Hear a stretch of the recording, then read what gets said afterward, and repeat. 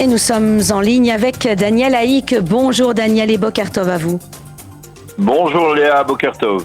Et nous commencerons cette revue de la presse par ce qui fait ce matin la manchette des grands quotidiens et des sites d'information. C'est bien sûr la grande manifestation de la droite en faveur de la réforme. Et oui, effectivement, le Yediot Aharonot titre ce matin tout simplement en manchette la protestation de la droite, et ce au-dessus d'une grande photo montrant l'immense foule, plus de 200 000 personnes selon la police, entre 400 et 500 000 selon les organisateurs, une foule qui est descendue dans la rue hier soir devant la Knesset, une démonstration de force, reconnaît le Yediot Aharonot, qui souligne que les manifestants ont dit clairement oui à la réforme judiciaire. Le Yediot Aharonot qualifie le discours de Yariv Levin d'incitateur parce que le ministre de la Justice a reproché à la Cour suprême d'accorder des droits aux terroristes et aux violeurs et d'être complaisant envers eux. Et le Israël Hayom consacre lui aussi sa manchette à cette grande manifestation. Oui, et le journal, comme à son habitude, met des guillemets et écrit « Lorsqu'il existe de telles énergies, il est impossible d'enterrer la réforme ». Le Israël Hayom écrit en sous-titre « Ils sont arrivés de tout le pays, ils ont brandi des drapeaux et des banderoles. Les partisans de la réforme ont clairement affirmé hier non à tout compromis et se sont demandé où était passé Binyamin Netanyahou. Quant à Yariv Levin, il a affirmé « Les attaques ne font que me renforcer ». En page 2 et 3, le quotidien gratuit titre sur une immense photo des centaines de milliers de manifestants, démonstration de force. Même le Haaretz reconnaît qu'il s'agit là d'une des plus grandes manifestations de ces dernières années. Le Maariv affirme que les opposants à la réforme promettent dès samedi soir une autre manifestation, cette fois sur le boulevard Caplan à Tel Aviv, et les médias citent en évidence ce matin les critiques des leaders de l'opposition envers les manifestants d'hier soir. Alors qu'écrivent les éditorialistes au lendemain de cette démonstration de force, une démonstration de force de la droite nationaliste israélienne? Oui, dans le Yediot Aharonot, Nahum Barnea reconnaît que la droite est sortie de 3 mois de mutisme.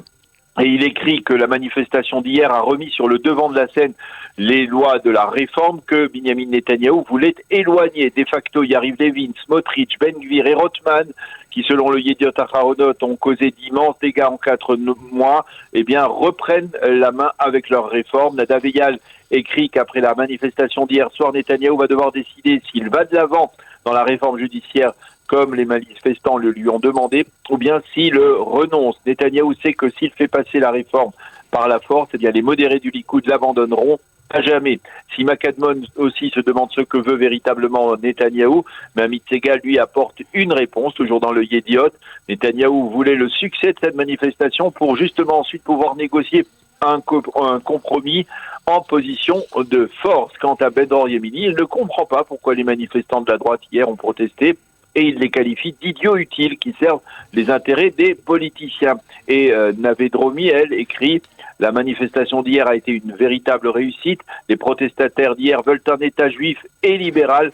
Les mensonges des opposants à la réforme ont donné l'impression qu'il existait une réalité parallèle dans laquelle les supporters de la droite étaient les plus grands ennemis de l'État. Il fallait modifier cet état de fait. » Alors les éditorialistes du Israël Hayom et d'autres journaux également s'expriment eux aussi massivement ce matin. Oui, pour Amir Ettinger dans le Israël Hayom, cette démonstration de force d'hier soir est une forme de seconde élection pour la droite, mais il admet qu'il y a une problématique à voir tant de manifestants soutenir une réforme que le Premier ministre a décidé de geler. Cela ne laisse, selon lui, rien présager de bon. Pour Shirit Avitan Cohen, elle cite une manifestante qui lui a dit « Nous sommes venus manifester pour que le gouvernement ne craigne pas de mettre en application sa politique ».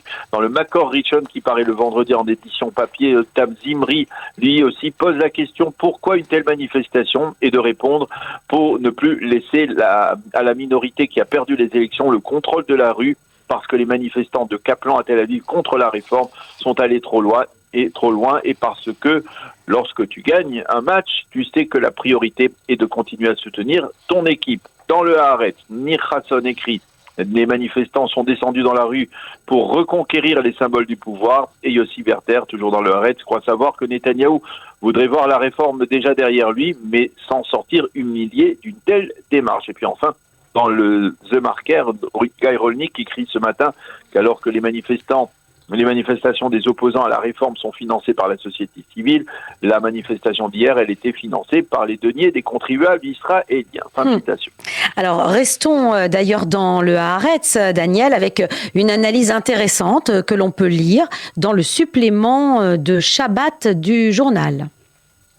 Oui, en effet, dans l'esprit des clivages autour de la réforme, Itaï Mashiach, dans le supplément de Shabbat du Haaretz, se penche sur les options de partage de l'État d'Israël en canton autonome en fonction des diverses communautés sociales. Et oui, on en parle en Israël. Il a rencontré ces dernières semaines des partisans de la partition, qui sont de Tel Aviv, ou des implantations juives de Judée-Samarie, un professeur palestinien et un rabbin orthodoxe, pour tenter de tracer les frontières d'un État d'Israël qui serait devenu fédéraliste. Et puis pour terminer sur une note, c'est le cas de le dire, un peu plus légère, nous allons maintenant parler du concours de l'Eurovision de la chanson et qui approche. Et Israël est toujours très actif pour ce concours de l'Eurovision. Oui, effectivement, les quotidiens israéliens commencent à nous informer des détails autour de la prestation attendue de Noah Kirel, qui représentera cette année l'État d'Israël. Le Maariv, lui, nous révèle que c'est la chanteuse Ilanit qui sera chargée de fournir aux juges le vote du jury israélien. Ilanit avait représenté Israël en 1973 lors de la première prestation d'Israël dans le concours de l'Eurovision. Elle y avait interprété la chanson Eisham. Les deux chanteuses Ilanit et Noah Kirel se sont rencontrées hier. Ilanit a souhaité bonne chance à la star de la musique israélienne, qui a d'ailleurs également été invitée hier par le président de l'État. On la voit en train de faire un selfie avec Yitzhak Herzog. Je rappelle que l'Eurovision se tiendra les 9 et 13 mai prochains à Liberty.